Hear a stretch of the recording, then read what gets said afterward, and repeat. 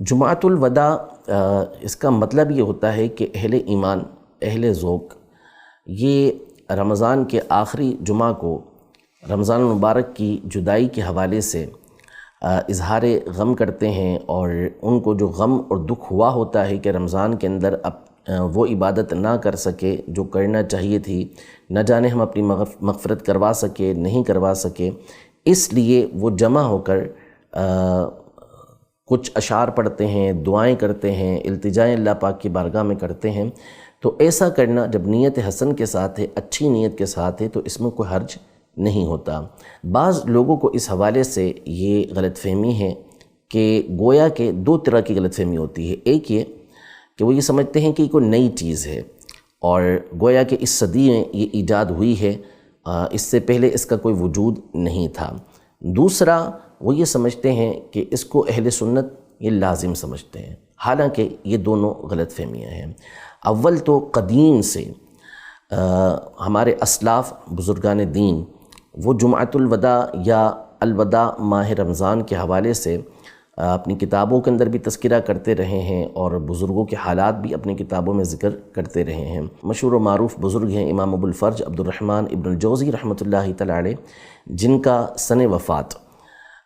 595 ہجری ہے۔ اس میں انہوں نے انتقال فرمایا، یعنی 6 صدی ہجری کے بزرگ اور معروف ہستی ہیں۔ انہوں نے مکمل ایک رسالہ وداع رمضان کے نام سے تحریر کیا ہے، جو مطبوع بھی ہے۔ اسی طرح حافظ ابن رجب حنبلی رحمۃ اللہ تعالی علیہ، جو مشہور محدث ہیں، مشہور فقیہ ہیں، اور ان کا سن وفات 797 ہجری ہے، یعنی 8ویں صدی ہجری کے یہ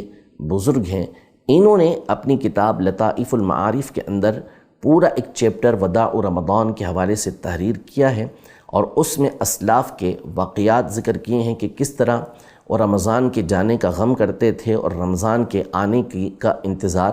کیا کرتے تھے۔ یوں ہی حافظ ابن حجر حیثمی الشافعی رحمۃ اللہ تعالی علیہ، جن کا سن وفات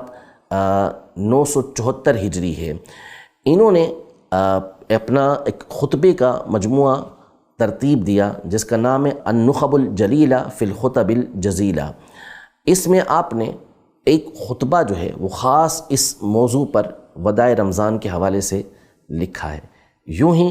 حافظ محمد ابن محمد مرتضی الزبیدی الواسطی الحنفی، جن کا سن وفات 1205 ہجری ہے، انہوں نے ایک رسالہ تحریر کیا ہے جس میں انہوں نے خاص طور پہ جمعہ کے اندر جو خطبہ ہوتا ہے وداع رمضان کے حوالے سے اس کا آپ نے ذکر کیا۔ اسی طرح علامہ ابو الحسنات عبد الحی اللکھنوی رحمۃ اللہ تعالی علیہ، جن کا سن وفات 1304 ہجری ہے، انہوں نے اللطائف المستحسنہ کے نام سے ایک مجموعہ لکھا ہے جس میں پورے سال کے خطبوں کا ذکر کیا ہے،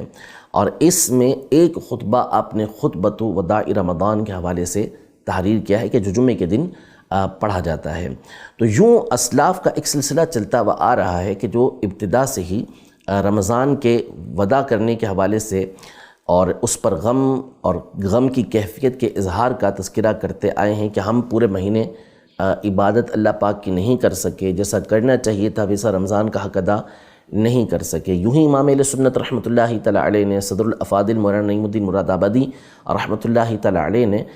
اس کے جواز کے اوپر تصریح فرمائی ہے کہ اس کے جائز ہونے میں کوئی شبہ نہیں ہے، اور آج تک علماء اہل سنت یہ کام کرتے ہوئے آ رہے ہیں، اور ساری دنیا کے اندر، عرب دنیا کے اندر بھی جو علماء اہل سنت ہیں، جو اہل سنت کے مرکز ہیں، وہاں پر بھی اس کا سلسلہ یہ رہتا ہے۔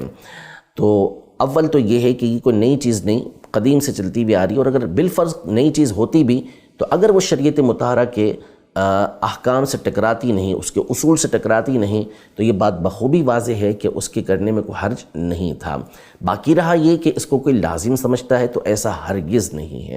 اور نہ ہی اس کے اوپر کوئی سختی کرتا ہے۔ جو مناتا ہے سو مناتا ہے، جو نہیں مناتا اس کے اوپر کوئی حرف نہیں ہے، البتہ منانے والے کو کوئی برا نہیں کہے گا۔ البتہ اس میں یہ بات ضرور پیش نظر رہے کہ جو بھی جمعہ کا الوداع جمعہ مناتا ہے